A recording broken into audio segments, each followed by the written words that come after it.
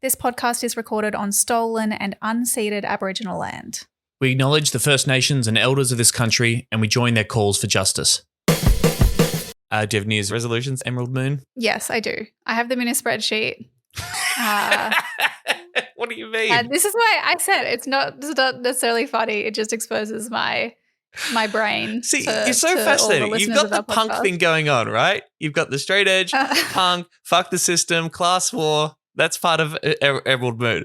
But as I'm learning while working on this podcast with you, there is this other side, which is organising New Year's resolutions into a spreadsheet format. I love that. I really like to control things and put things into little color-coded boxes. Go on. Can you share one of these resolutions that you feel comfortable with? Yeah, I've said another, like this year was the first year in quite some time that I started reading books again, like a book every fortnight. I think I upped that. I think I want to read 40 books. Oof. In 2022. Do you have a spreadsheet of books? Yes. So one tab is for the list of goals and the second tab is for tracking them weekly. The Greens Party is a party of hatred. They're not green. They don't seem to care about the environment. As the Greens are kryptonite to the federal Labor government, so the Greens will be kryptonite to the state Labor government. Frankly, I've always found the Greens to be a real serious danger to Australia. Serious danger to Australia. Hello, serious dangerers.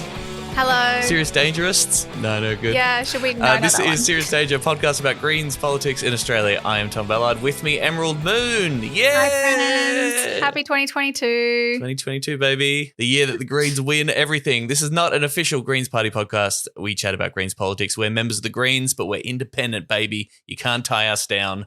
And also legally, we are separate. This week, we are going to be talking about horniness. We are going to award the golden take of the year for 2021. I cannot wait to share that with you. And we're going to be hanging out with our very special guest, lead vocalist from metalcore band The Amity Affliction, Mr. Joel Birch. Yay. We played a bit of Amity Affliction on Triple J when I used to be on that little radio station. Haven't actually met him in person. Big fan of his tweets. And I think what you describe as his leftist dad energy. Yeah, surely that's what it is. Yeah, I also haven't met Joel yet, but similar circles. Having, I've been known to dabble in hardcore. Is he another Greens punk? Are we going to meet Maybe he's another Greens punk? That's right. This is a Greens punk podcast now. Oh, what a wonderful new year it is.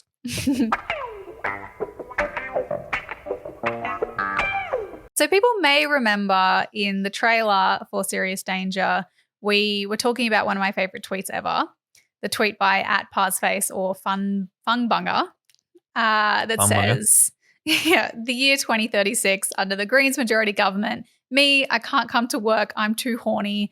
Boss, that is perfectly fine, I will still pay you.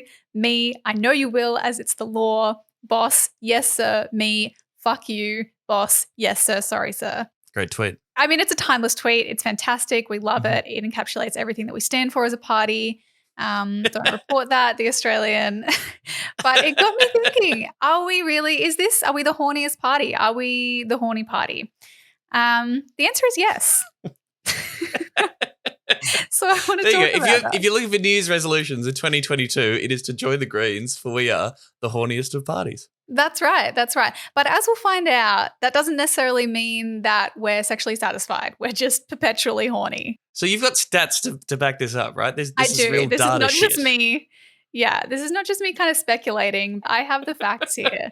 One of the Australia Talks surveys that the ABC run each year, massive surveys on a whole bunch of issues. And then they do a few articles kind of analysing the results of that survey. And there was one in 2019 where they looked at sex and romance and dating, and they particularly focused on prejudice. So what factors people are still quite prejudicial about or wouldn't consider dating someone based on things like, their weight or their gender identity, or whether they misused drugs or had an addiction, things like that. But it also then separated these things out by voting patterns and by, which party you tend to vote for. And that's perhaps the thing that really stuck with me. So it says it pretty plain and simple. One of the headlines in this article in the ABC is the Greens voters were the most open-minded about dating and romance. It's quite funny when you think about it as just the Greens are just like, yep, I'll take it. You know, like, I don't mind. I'm cool. Let's go. My parents are Greens voters and they will fuck anything that moves, mate. Mad for it. I'm glad you said that. Kind of a weird thing to say about your parents, but okay. I mean, to be fair, I could probably say the same about my dad. He's, got like a litter of children. There's some other interesting stuff in the Australia Talks article. Like they point out that historically, voting attitudes and political attitudes are becoming more of a determinant in, like, it's more linked to who you date or who you're willing to have sex with and spend romantic time with, to get euphemistic. So this is like the relationship between who you sleep with and your kind of politics, or people will only be prepared to sleep with people who share similar politics, or they think that having sex is a political act?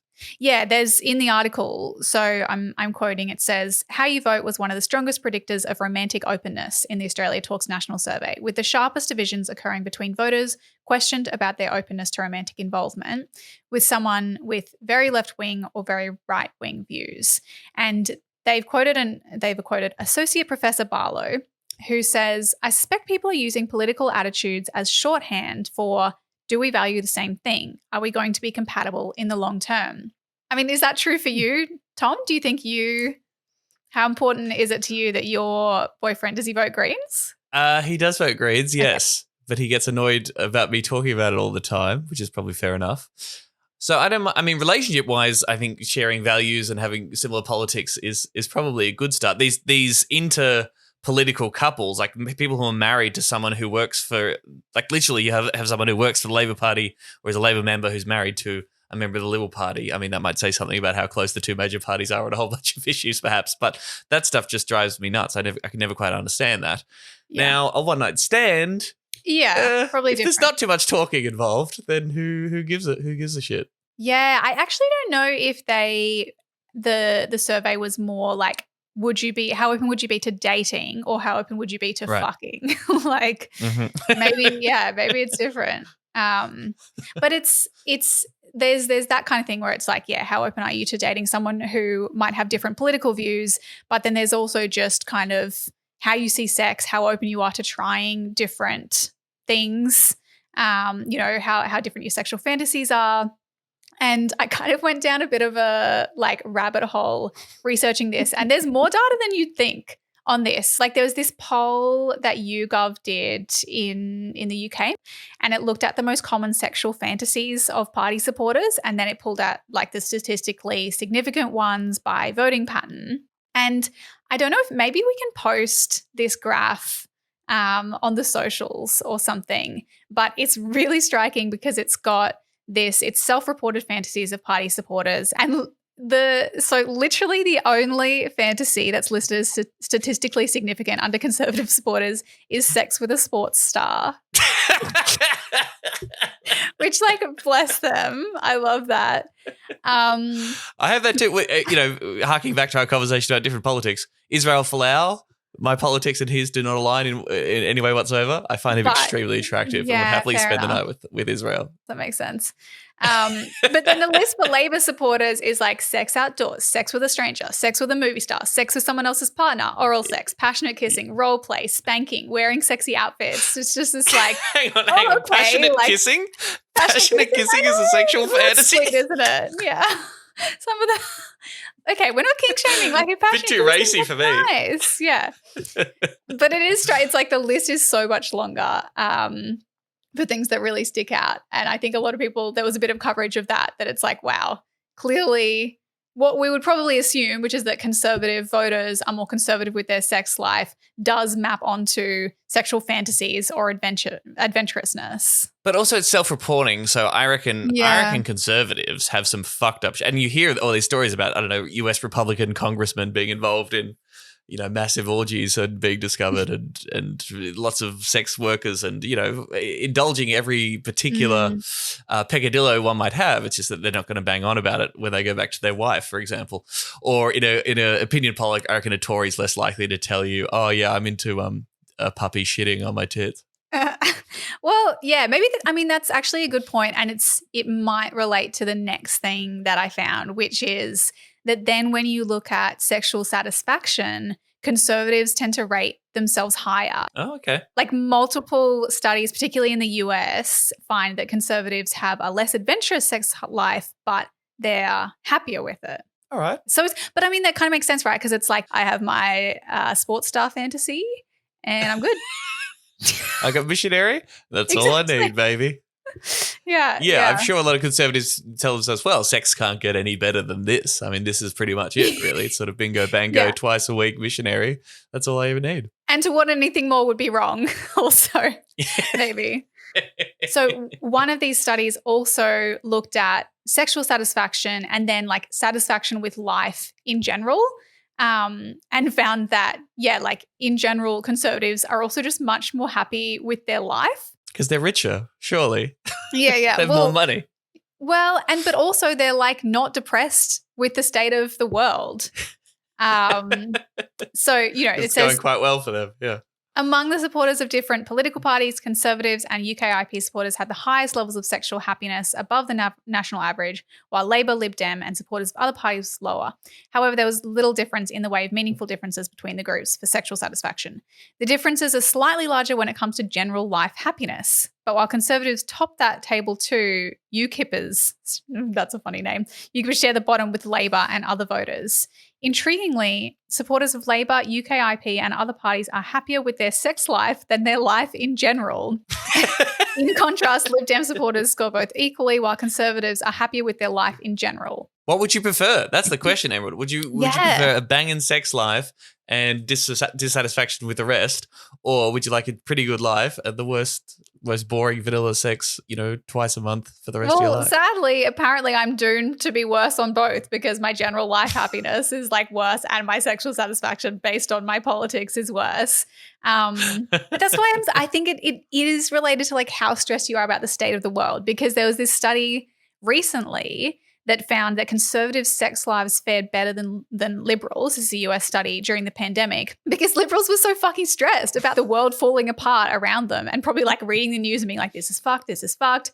Whereas conservatives were less likely to stress about it and they would just kind of just keep it on going. Do you ever have moments, I certainly have this and I've had over the past couple of years, moments of appreciation for or an acknowledgement that the right-wing bias towards telling people to calm down or telling the left to not constantly lose their minds over every little single thing, while we can talk about the limits of the outrage critique, it's not nothing, is it? It's sometimes when a conservative person tells people that like maybe we should just take a breath and reevaluate this situation, I sometimes think, you're probably right. Is that wrong to say? Like I live in a state of, constant anxiety thinking about the world burning, and like I don't think that we should stop teaching kids about climate change because we're giving them anxiety. Like, I don't think that that's a valid argument, but it is, I would sometimes like to have that like almost, blissful ignorance, or just being able to just fucking chill out and be like, it's okay. It's so appealing. Sean Kelly's book about Scott Morrison really reiterates this fact that his pitch is that it's quite comforting. How good is Australia? Australia doesn't need to change too much because we've pretty much nailed it, and it's like the best country in the world, and like everything's pretty rock and roll and great, and it's a very appealing narrative for a lot of people, as opposed to the left, which is telling you if you don't care about anyone else, maybe. But yeah, yes. I don't know. Yeah, like we probably don't want to spend too much time just harping on about sex on this podcast, since we've already featured it on like multiple episodes and the trailer, and people are going to start worrying if I'm okay. But I also found there was sort of an article that was talking about an academic study into voting patterns and sex, and they point out that the researchers undertook the study to shed light on the relationship between personal sexual conduct and political orientations, something that has been rarely explored despite the prevalence of contentious sex-related issues in public political discourse. Quote, pundits often decry the public's obsession with sex over substance without realizing that sex is substance, the scholars write. Electoral campaigns orchestrated around sexual topics are not organized solely for the purposes of voyeurism or entertainment, but rather align with individuals' self-interest. And it's true, like sex is meaningful, And it also is directly related to politics. Like there's consequences of how we think about sex when we look at things like consent and rape laws, reproductive rights, criminalization of sex workers, LGBTQ plus rights. Those are political issues and they're directly related to attitudes towards sex, right? Absolutely. Yes. And being a sex positive party is a very good thing. Having a realistic approach, like with drugs, to sex is vital because, particularly for the social conservatives that still have a fair amount of sway within the coalition, the current governing party, you get to some very awful places and people will reject very sensible approaches to making sex safer and helping young people particularly learn about the challenges, risks, and good things about sex, a very basic human experience. And you saw it recently with, Stuart Robert talking about the NDIS, opposing the idea that the National Disability Insurance Scheme could possibly give any money to anyone living with a disability who may want to use the services of a sex worker because of the obvious challenges that some people with disabilities face getting sexual gratification, which they absolutely deserve as a human being, and accessing the sex work, which is work and something that people should be legally allowed to access. But he was sort of saying the NDIS isn't for prostitutes. He repeatedly used this line, and that's why someone like Jordan Still John, incredible advocate, is out there calling bullshit on that and saying, no, fuck you. Everyone deserves sex, regardless of their ability, and this is something that we can do to make people's lives better, and we shouldn't be squeamish or embarrassed or ashamed about that. We should be able to talk about it openly because it is obviously clearly political and something that we need to fight about. Yeah, we should project that squeamishness onto young people who then have to deal with completely lacking sex education and, consent training. And I think that does feed a lot into the, the issues that were highlighted by things like the Chanel Contos petition this year talking about rape and sexual assault in schools. And the need for comprehensive consent training and education, not, chaplains or teaching everything from abstinence or just kind of quietly excluding queer sex from their education or excluding the fact that sex can be enjoyable, especially for women is often excluded. Like all of this it's a big part of life and it has real world consequences for people. And I guess, I'm glad that the Greens are the horniest party because then I think that does have a direct link to how we treat these issues and the fact that we've been pushing for comprehensive sex education and consent training and stronger consent laws, affirmative consent, and why we've been supporting the queer community for so long and sex workers. Like all of this actually, maybe it's linked to our innate horniness. Greens. Unfuck the future and fuck each other. Hey friends, just a heads up. The interview you're about to hear involves discussion of suicide and mental health issues. If you need help, remember you can always call Lifeline on 13 11 14.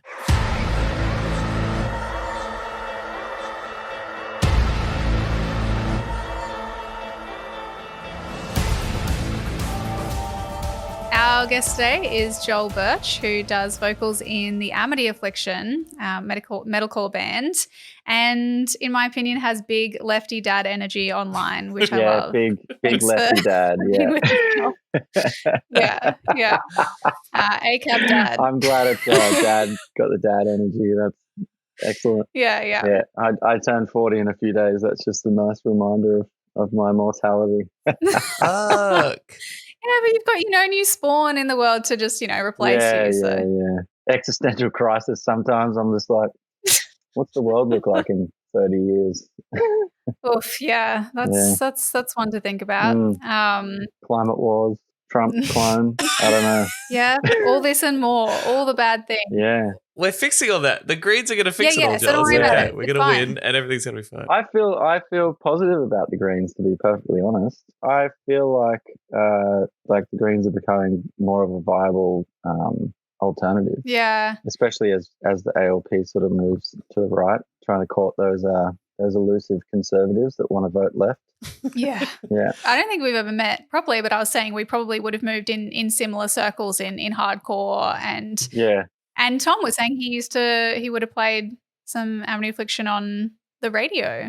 A fair bit. Yeah. I mean, yeah. it's not the most breakfast radio friendly shit, but I'm sure there were some tracks that we definitely played that like met that threshold and that got people either super pumped up for their drive to work or uni in the morning or fucking pissed off that someone was screaming at them in the morning. So that's what you want. We've been told before that the complaint phone calls go up when we get played, like when they play like Parkway or Amity or whatever in the daytime, they get like a spike in complaint. Oh my God. I mean, it wouldn't be heavy music if it wasn't like pissing some people off. Yeah. You add politics and it pisses everyone off. Exactly. That's what I was going to say. It's like, I think Parkway as well, like both bands that I think people still have this idea, especially people who don't listen to metal or hardcore, that it's just like crying about your mum, which sure, like a lot of it is probably. But also a lot of it is very political. So like to me, it's not super strange that you're quite involved politically and politically conscious, but I think for other people it might be like a surprise. Yeah, I've always found that weird, and I've had to like I've had my fair share of conversations like in person with people who are like, "Why do you post politics all the time?" And I'm like, man, like hardcore has always been like a class thing, and it's been very political since its inception. Like punk is political, and hardcore is just an offshoot of punk, and it's like just as political. And like I think in metalcore, perhaps the politics has been stripped out of it because it is somewhat the pop of heavy music. So people don't really expect it coming from like a pop kind of angle. It's a bit of a shock if someone comes over to follow me and I'm just like, fuck the police, like fuck Donald Trump, and they're like, fuck Joe Biden, and I'm like, yeah, fuck him too, and I'm like, fuck Anthony Albanese, and fuck Scott Morrison. They're just like, what's happening? Political discourse that we all enjoy. The discourse, yeah. Love the discourse. Well, what about the politics of that scene then? I suppose, like, did your politics draw you to this kind of music? Did the politics of the scene influence you? Did you discover or develop or think more about your political ideologies by listening to other music? Or I guess that relationship between the kind of art that you make and that you're into and your political worldview. Tell us more about that. Yeah, so my education was limited. I didn't try in high school at all. I didn't care about it.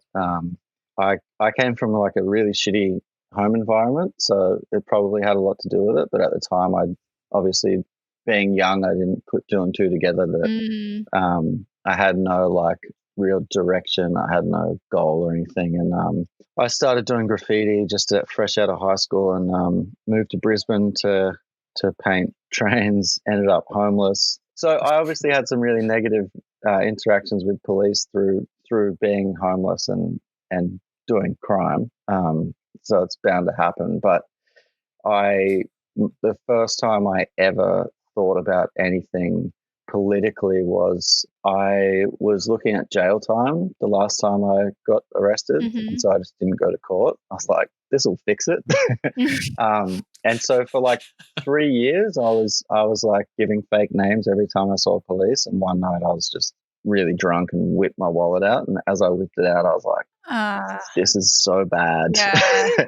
Anyway, the cops came to my work. They arrested me. I went to lock up like in the shoe in Roma Street. And the duty lawyer was like, oh, yeah, 6 months in prison. And I was like, that sucks. But then my friend's girlfriend's mother was a youth worker, hired me a lawyer, and I got a $180 fine. No conviction. That infuriated me. And I hadn't really been aware of class before. I was aware that I was like poor, but not so aware of like the class divide. And that I was just like, that just cost $1,500 for freedom. I was like, that was the difference between 6 months in jail and me just going back to work tomorrow. Yeah. And I got so angry, and that was the first time I thought like properly about the justice system.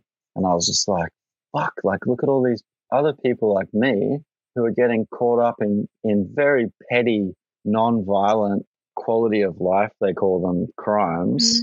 So it's just like a visible crime and going to jail. And I'm like, but if you've got money, you don't need to worry about it. Yeah. And I was just so angry. And that was the first time I ever thought about politics, and from there it was just like a gradual descent into hell. Because politics is hell. True. It does suck, doesn't it? Like I love it, but it's just like the more you know, it's just like I have a bunch of friends into conspiracy theories, and I'm just like, you don't need that. I'm like, Yeah. it's worse than that. Yeah, it's like yeah. it's not If only, aliens you and know? shit. It's like actual bad people, like just being really bad people. Yeah, like there is like a small group of incredibly wealthy people controlling most of the world, but like it's not QAnon, it's capitalism. Exactly, You know? yeah. And it's like I had a friend on Facebook post something, and he's like, Bill Gates is backing blah blah blah, and I was like, bro, you're just explaining capitalism. And he's like, Yes. not really. And I'm like, yeah, you are. Like, you're talking about Bill Gates, but Bill Gates just wants to protect IP. Otherwise, Windows has absolutely no purpose, and he wouldn't make any money from it. So he's obsessed with intellectual property law, which means that he doesn't want people signing the TRIPS waiver, which means that the global south doesn't have vaccines, which means that the vaccine companies can do price gouging, which makes people like you think it's a conspiracy. And I'm like, it's just a rich guy protecting his money. Yep, It's like, pretty simple. yeah. Like, Yeah, it's nefarious, but it's not like lizard men. It's just like an asshole. Just normal men, normal horrible men. Yeah. Do you find yourself writing about this stuff a lot? Do you feel a responsibility when you're thinking about this stuff? You've got a really passionate young audience, particularly. Do you feel like through your stuff with Amity, you want to talk about this stuff? I've only written one political song for Amity, and it was Coffin from the last album. It was like an intro song, and I was like, I'll sneak that one in there because we hold diverse views in the band, but from like center left to me. So there's no like we're not dealing with any Trump issues because, to be perfectly honest, we would just kick the person out. But I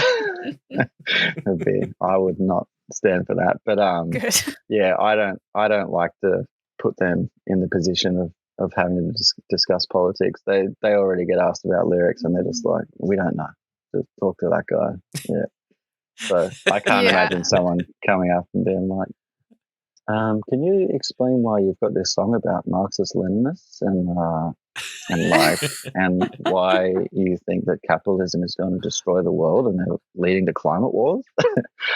And they'd just be like, that's rude. Go away. Just play the drums, man. Yeah. Yeah. I mean, arguably, like what you're known for in a lot of circles, and you have, I think, like a pretty big following for being really open about your mental health and dealing with depression and alcoholism. And that's, I mean, it's very personal. You could argue that like that stuff is political too, in a way, even just the act of being open about that. Yeah, it is. You know, I was really young when we did Severed Tires and High Hopes, so they're very young. They're young person lyrics. And then, you know, I had a suicide attempt before we went and recorded Young Bloods, and I wrote all those songs. And it's been like somewhat of a journey because I was just like, oh, I need to write these songs, but I don't want to fucking depress everyone. So they all have like a happy ending. Like all those songs are like, I'm fucked. Everything's going to be okay. Yeah. and I did that, and it's just like every album has sort of taken a step further towards being just honest, and because it's like levels of honesty with myself in the songs as well. Do you think, like in your experience, do people get excited and they want to like latch on? There's a lot of attention when it's this almost like sanitized version of talking about mental health, where it's like the happy ending and the like inspirational story of like how you're going to get through it. People don't really want to hear it when it's like, yep, that happened and it's like still happening and it's shit. Yeah. And so like all the recent songs don't have happy endings. It's just like, it's just like, here, this is how I was feeling when I wrote it. That's what you get. Yeah. Take it or leave it. I would suggest, music, exploring these kind of themes and issues through music is probably the least cringy version of talking about mental health in a public way. There is a cringy version which is maybe a simplistic "Are you okay?" raising awareness kind of debate, which is constantly mentioned, which doesn't do a lot. I would say that music connects with people, particularly a younger audience, in such a visceral way. Yeah. But we also come back to like material questions, right? Like the mental health crisis that's been rolling out over the pandemic has really, I think, hit home for a lot of people as to how chronically underfunded mental health services are in this country, and how often those kind of issues are dismissed as not a medical priority or something that people are happy to raise awareness about, but not necessarily happy to actually properly fund in a meaningful way through a public health system. Yeah, they don't want to fund it, and they don't really want to talk about it. I've grown up in a world where men do not talk. And like, I struggle with it. And like, I'm lucky I have music, because that's a way for me to talk, like, without actually talking to a friend, you know what I mean? And for men, like, it's extremely uncomfortable. You're not allowed to be vulnerable or soft or any of these things, you know. And unless you're in your early 20s or possibly even teens, like now, where it's becoming a bit more normalized to be in touch. Like every male has a feminine aspect to them, because that's just the nature of human beings. But we've been taught that there's this binary sexuality, and there's masculine and feminine. You can't have feminine parts of you and masculine parts of you, where that's just not true, you know what I mean? And while we don't have an acceptance of the different elements within different people, I think it's extremely like pointless for these awareness raising campaigns. I just don't understand their role. I've never met a single fucking person who said, yeah, man, I went to the toilet and I saw that anxiety picture and I just thought, I feel so much better now. So much better, yeah. I saw like, Are You Okay? on 500 buses this morning when I woke up critically depressed, and I was just like, fuck yeah, they care about me, man. They care. It's like, okay, now can I go see a psychiatrist? No, can't afford it. Okay, right. Oh, so how long's the waiting list? Sorry? Oh, it's a year. It's 1 year if you want to try and do it through Medicare. Sick. Okay, sweet. Well, cool. I guess, thanks. I might just check my bank account. Oh, no, right. So I'm too depressed to work, and I'm on $300 a week. Excellent. Like, cool, yeah, like what the it fuck? literally, sends you down a spiral. Like, and without that structural analysis, like it's the same thing, you know, with patriarchy and with gender. And I think particularly like growing up in hardcore and metal, it's obviously a male dominated space. And like, you know, I wonder like, why are all my fucking friends like dying around me?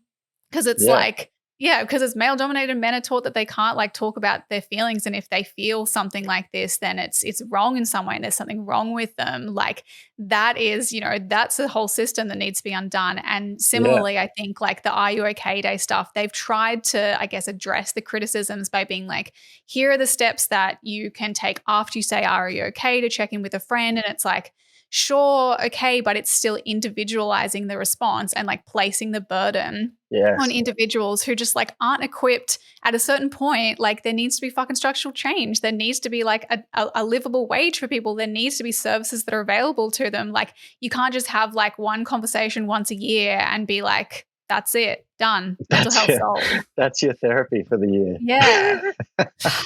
Also, it landed, Are You Okay Day in 2021 landed on, like, I think we were on day 100 or something of Melbourne lockdown, for example. So, you know, just a beautiful illustration of the environmental factors, the material reality that people are living in is what's going to fuck up the old noggin up here. So probably changing those things could be helpful. Had they taken JobKeeper away from everyone as well by that point? Job seeker. The second one, this is what a lot of the support was winding back as well. So excellent. Are you okay? No, I'm on job seeker. I'm living below the poverty line. You just took all my money. What do you mean? Like I could just afford to do stuff for 3 months, and now I can't again. You just expanded, you know, Medicare, like the mental health care plan, and now I'm like, don't know if I'm going to have that. Like, Yeah. And they're like, oh, by the way, guys, the pandemic's still going and we're going to start defunding the NDIS. Like, how you going? Feel good? Yeah, you good? Yeah. Well, not to be too gross about it, but, these reasons and issues like this are the reasons why Emerald and I are members of the Greens, why we care about the Greens, why we want to see them do well. And they did release last year the policy that, if the Greens enter balance of power after the next election, they will push to tackle the growing mental health crisis in Australia by making mental health care free and unlimited for everyone who needs it as part of Medicare. The plan, which will create universal, unlimited, and available mental health care through Medicare, will be funded by taxing billionaires and big corporations making big profits. But Tom, I might be a billionaire one day, so I'm not sure I want them taxed. You know those metalcore billionaires that we all know and love? Yeah. That's me.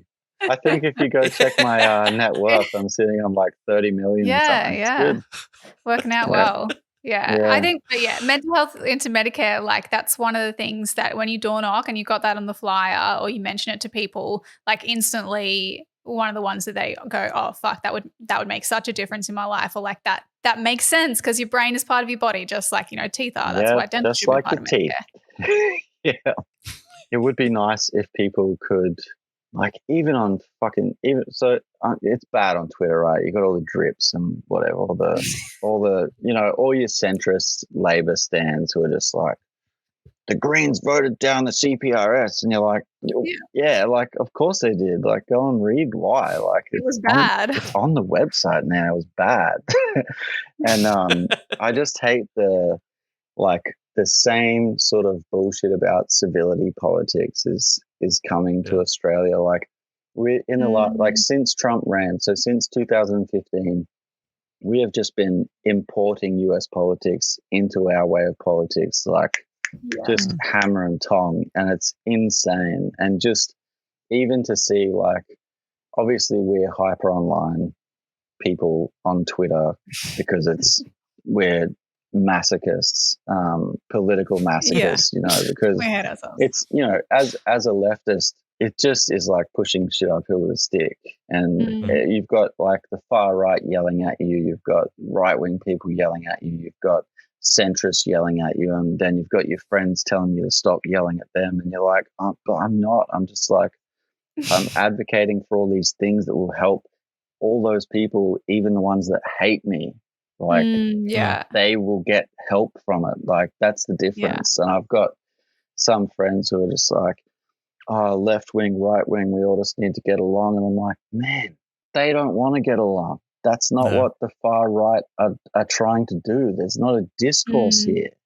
I was like, there's not equal sides to this. There's like one group of people trying to advance healthcare and infrastructure and green energy and combat the climate crisis. And there's another group who want hyper-capitalism and racial segregation to come back. Like, these things are not the same. Yeah.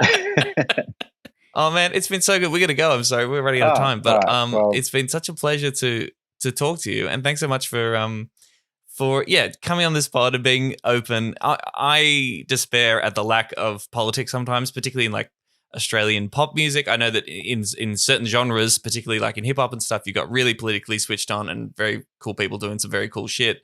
But it seems so often in the cultural conversation in this country that a lot of people are not prepared to talk really openly about what's going on and what they really believe in. And I think that's a real darn shame. So it's very fucking cool to be able to talk to you about it and for you to come on the pod. Thank you very much, guys. Thank you for having me. And let me know if I can do anything at election time. Yeah. If my Twitter is not too rude.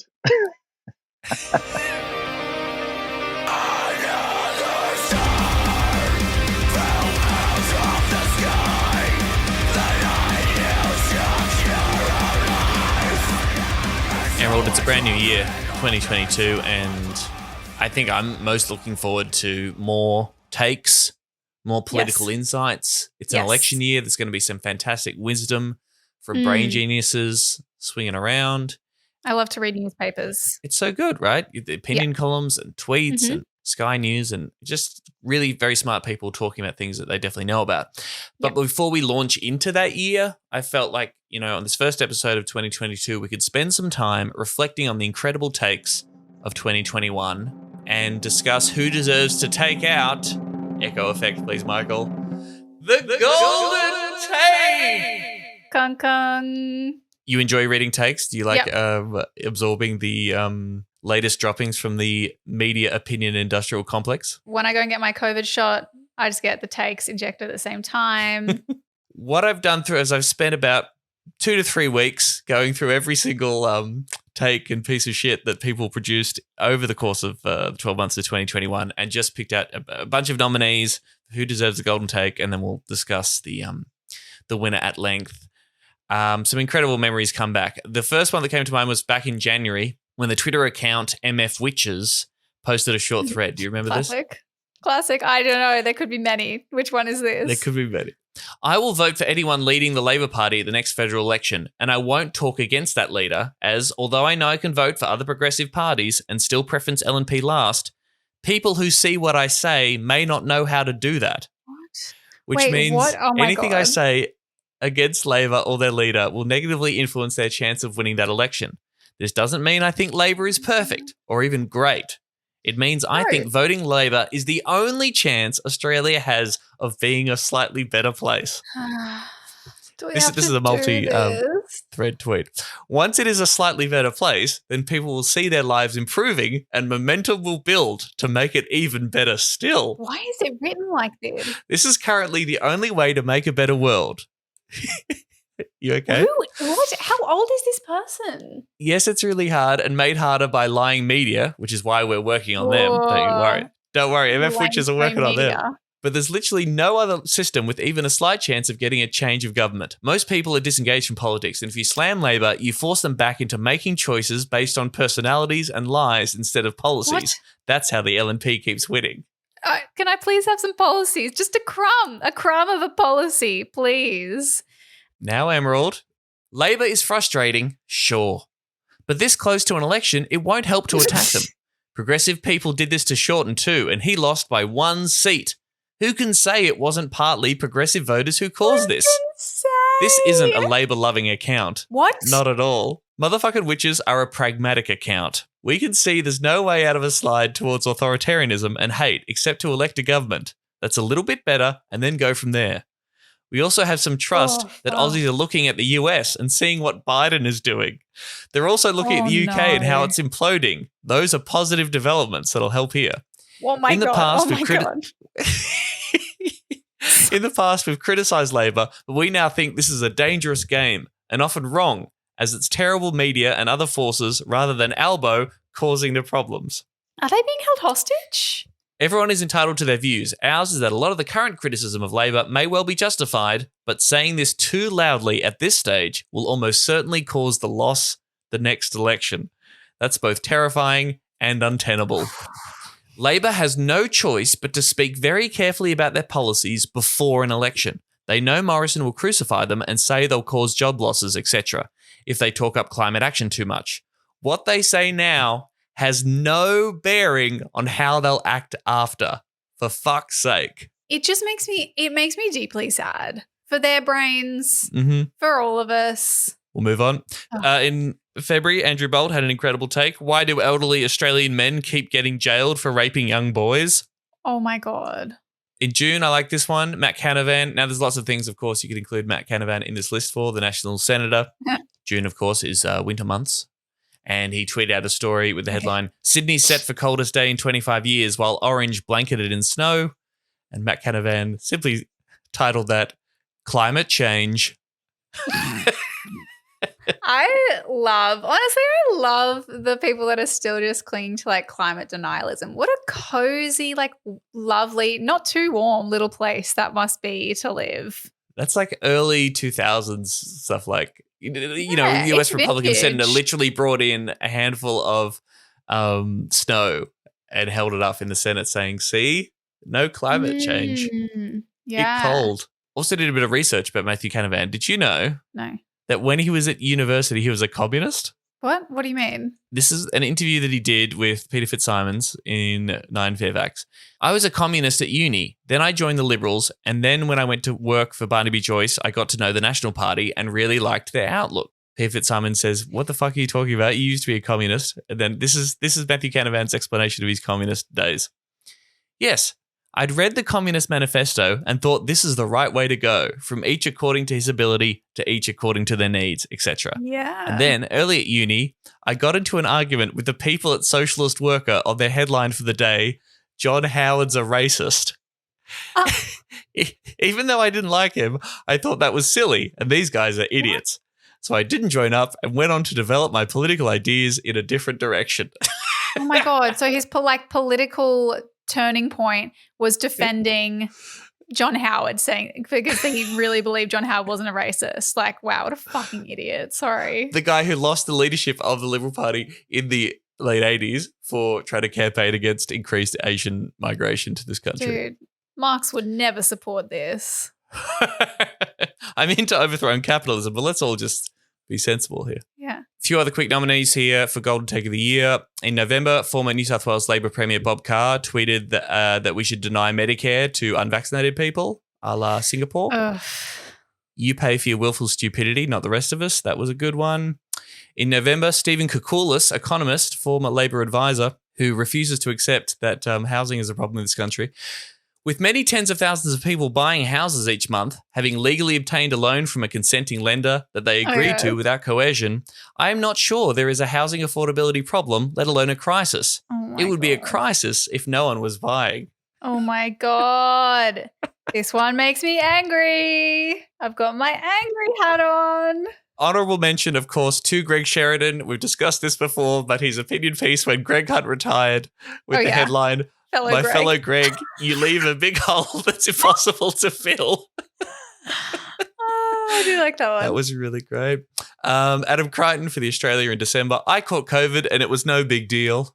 A wonderful piece. But the winner of the Golden Tape for 2021, and there really is no competition, hands down.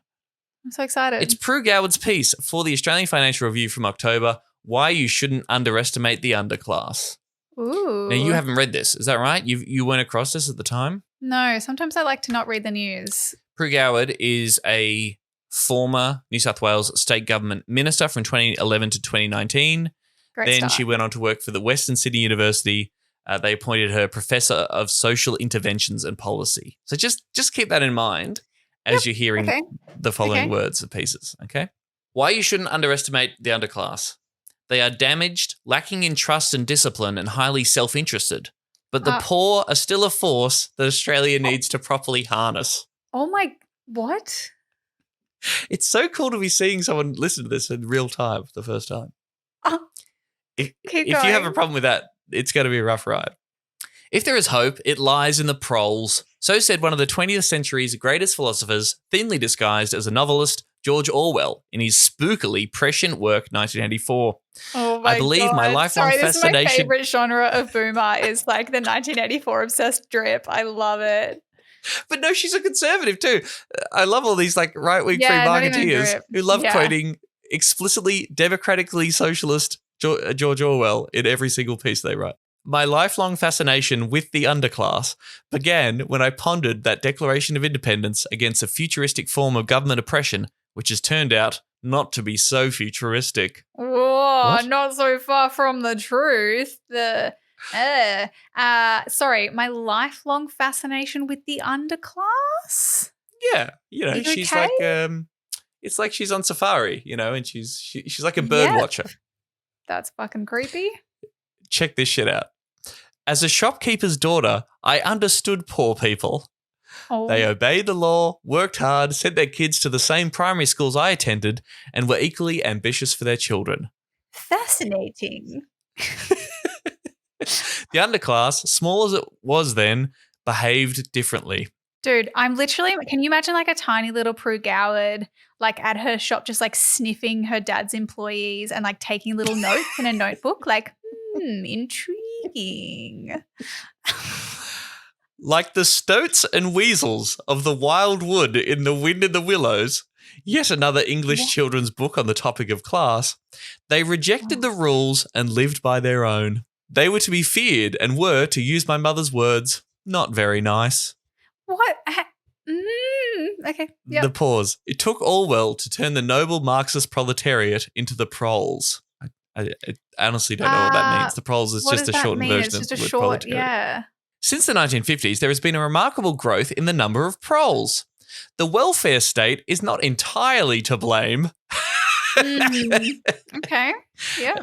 As the world of Dickens attests, government agencies view them with alarm as huge cost centres. They are overrepresented in their use of government crisis services and are always the last to give up smoking, get their shots, and eat 2 servings of vegetables a day. Why could this be? So it's very hard throughout to differentiate between what she's trying to like present the voice of people who are dismissive to poor people and what she genuinely believes that these dirty because I don't fucking think there's much of a underclass proles are. difference, Tom.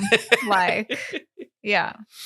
Of course, they are always seen as a deficit. Social workers, traditionally good young men and women who thought it would be nice to be kind for a living, despair of their appalling housework, neglected their children, and notably, their sharp and repentant manner when told to lift their game by the patronising do-gooder. What the fuck is wrong with this person? Well, nothing wrong with her, Emerald. She's a professor of social interventions and policy at the University of Western Sydney. Yeah, this is like phrenology for class. Like, that's the energy it's giving me. Oh, yes, and they don't vote often, although as I found door knocking, it will be issues such as refugees and threats to the national flag, which will get them out the door, rather than the budget deficit or how much we spend on public education. Fucking bullshit. Fucking bullshit. Have you ever spoken to a poor person? They care about their kids having a good education, a home, healthcare, because they're fucking people. It's like they're people. I would love to watch Brew Coward knock on people's doors. I think that would be delightful. Hello, have you read Orwell? Yeah. Despite the billions of dollars governments invest in changing the lives of proles, their number increases. Oh, yuck. Their birth rates far outstrip those of professional couples, and they are now a significant potential contributor to our workforce. Oh, my God. Except their children language in the growing number of behavioural support classes in general high schools, where they learn little and teachers itch to send them to the local TAFE to do some form of homeschooling and get them off their books. Oh, so they probably do actually care about public education funding then, and they're probably resourcing I thought they didn't. our schools might actually be good. Once graduated with a basic studies completion certificate and little else, their prospects are not great. The discipline of work and often its thanklessness, especially the unskilled end, also have little appeal. Of course they do, you fucking moron. Work is bad.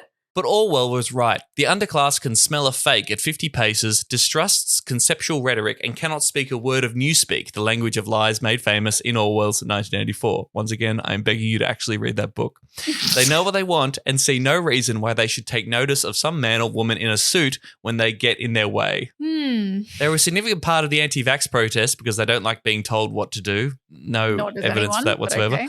Yeah. And even though many drew their inspiration from spurious websites, they had correctly identified the freedoms the rest of us had been only too happy to give up because we're in a pandemic and we needed to stop the deadly virus killing a lot of people, which disproportionately affected working class people and people who are on the lower socioeconomic things ladder. Are probably much easier for you, like curled up by the fire in your fucking mansion with your Dickens and your Orwell, like enjoying a glass of 700-year-old wine. I don't know what you people do.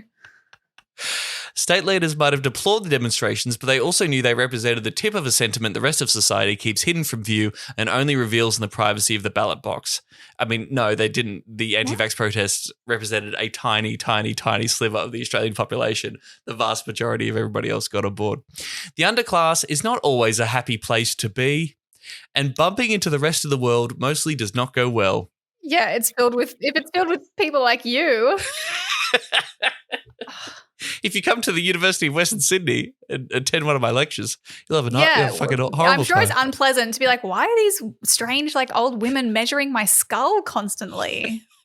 And then sanitizing their hands. People with chronic mental illness, cognitive disabilities, and childhoods of trauma are mixed together in a sometimes brutal way.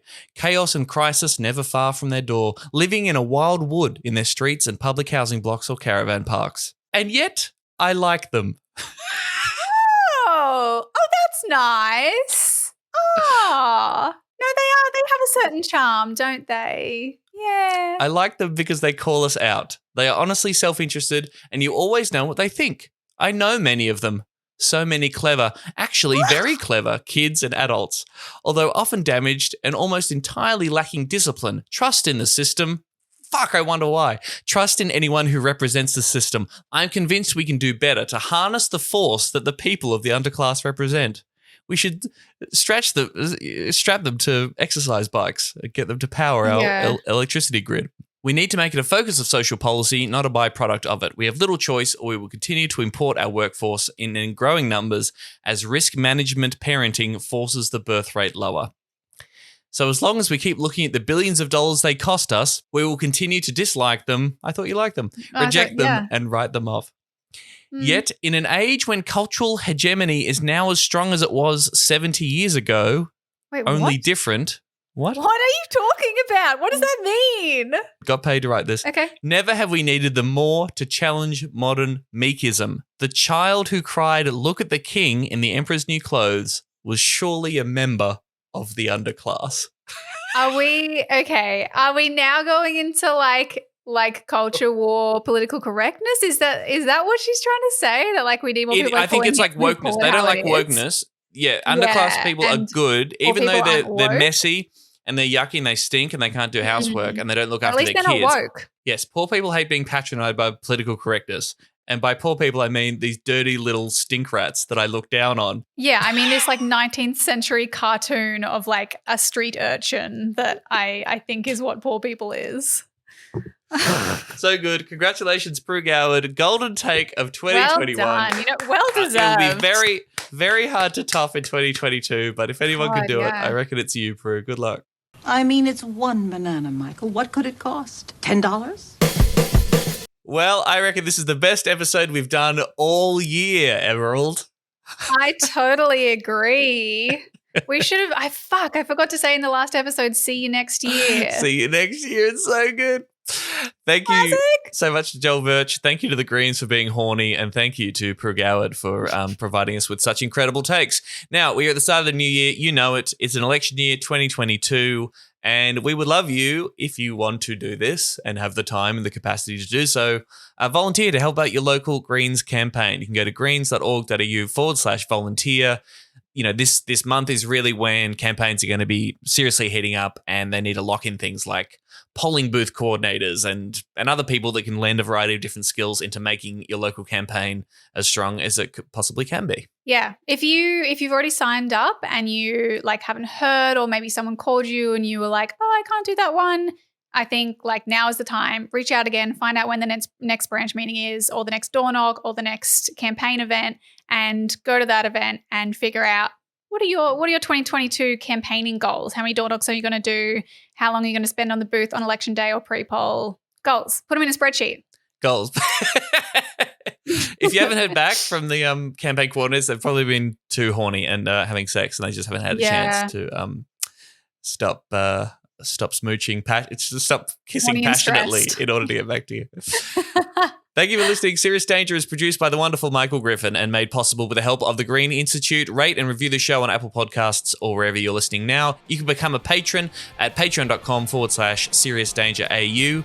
Follow us on the socials, Serious Danger AU. That's on Twitter, Instagram. Share our wonderful content. Spread the word so more people know about how wonderful your favorite podcast is. Yeah, we do cute little highlight clips. Go have a look. And yeah, if there's other stuff like that comes up in the show that you want us to highlight or talk more about on socials, on the Twitter or on the Instagram, let us know. Open to suggestions. All suggestions welcome. You can always email us hello@seriousdangerpod.com. We will catch you next week. Thanks, Emerald.